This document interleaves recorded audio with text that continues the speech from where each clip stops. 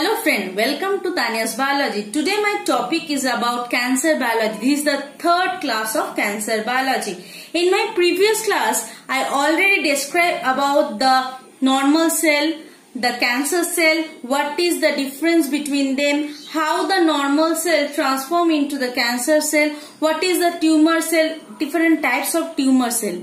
Today class, I will discuss about the agent, about the pathways. Okay, let me start. What is the agent? What are the agents that can transfer or that can convert the normal cell into cancerous cell? Okay, the transformation can be achieved via various pathways. There are different types of agent, like, let me write, chemical agent as well as physical agent, and also viruses.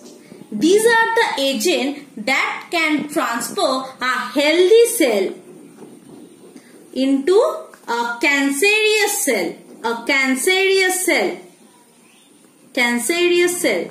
Different types of agents are there. Different types of agents are there. Okay. We have talked about these agents. Okay. Inside a lab, if we need to study the characteristics of cancer cell, then we need to study in our lab.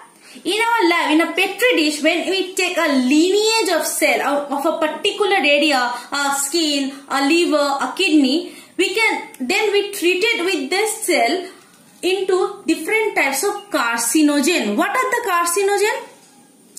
Carcinogens are the chemical or agent that can transfer the healthy cell into cancerous cell. These agents are known as carcinogens. When we treated those cells with the carcinogen, the normal healthy cell transform into the cancerous cell. This cell then shows the cancer characteristics, the activity, the function of cancerous cell. Then we can able to study the characteristics of cancer, how will it grow, how will it shows their activity. Then we can treat it. Then we can able to prevent it to some extent. Otherwise, we don't know how to treat the cancer, how to treat the angiogenic behavior, immortality behavior.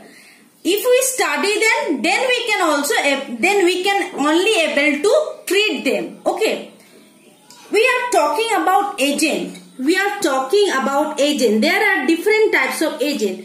This type of agent shows their activity in a cell, particularly in a nucleus, or we can say the chromosome or the DNA.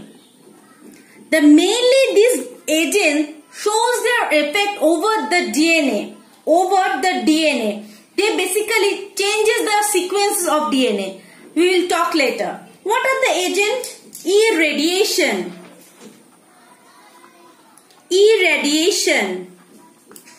Okay. Food habit. Smoking. Lifestyle. And also viruses. These are the major three agents. These are the major three agents that can cause cancerous cell. That can cause a cancerous cell. But how? We told that agents are involved. But how these changes occur? They basically change the DNA sequences. What kind of changes are there? Deletion. Okay. Addition. And changes in sequence. Sequences.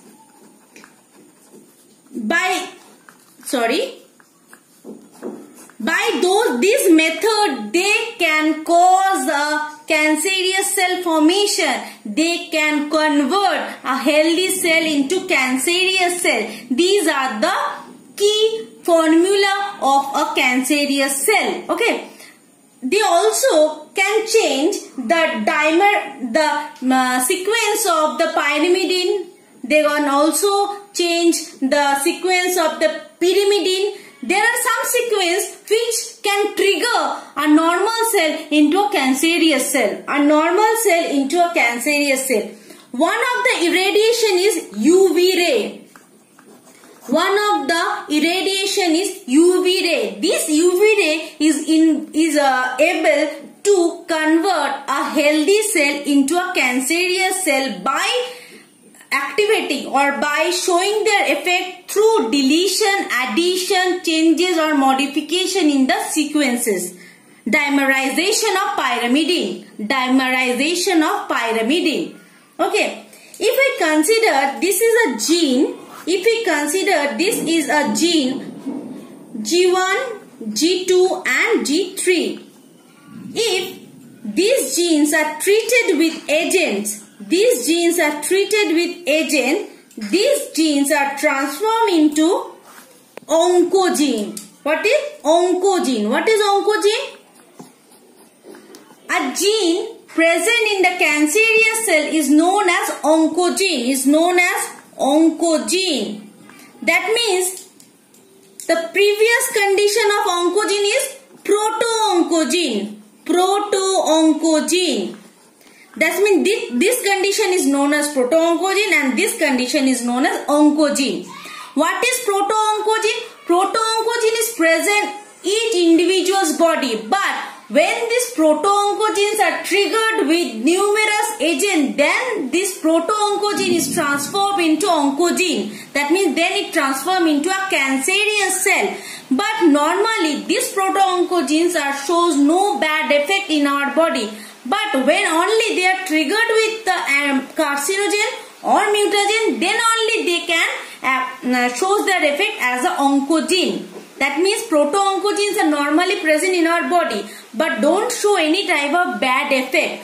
But when they are only triggered with the agent, then only they can activate their oncogenic behavior and form a cancerous cell. Okay. That means they shows the immortality, metastasis or angiogenic behavior. Okay, that means proto-oncogenes are normally present in our body but don't show any type of bad effect. But after they are treated with the agent, then it shows the cancerous effect.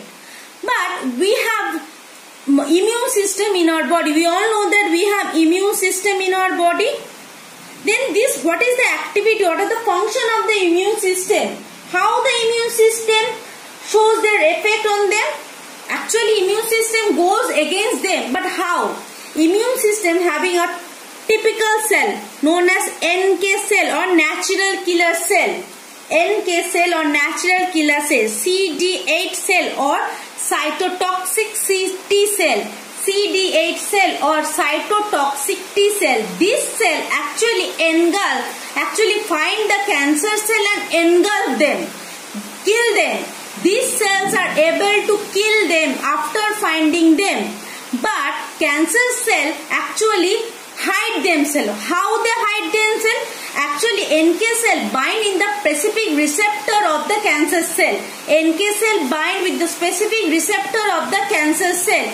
Cancerous cell hide themselves by covering their receptor. Cancerous cell hide themselves by covering their receptor, so that they are causing bad effect but don't show it in the immune system. So immune system not able to recognize them and not able to kill them.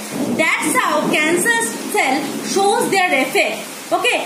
In this today my video is about the agent and the small portion of the gene. In my next video I totally describe about the genes of P53, P21, proliferating gene, tumor suppression gene. So if you need to get all the videos, you need to subscribe my channel, also share it and don't forget to comment.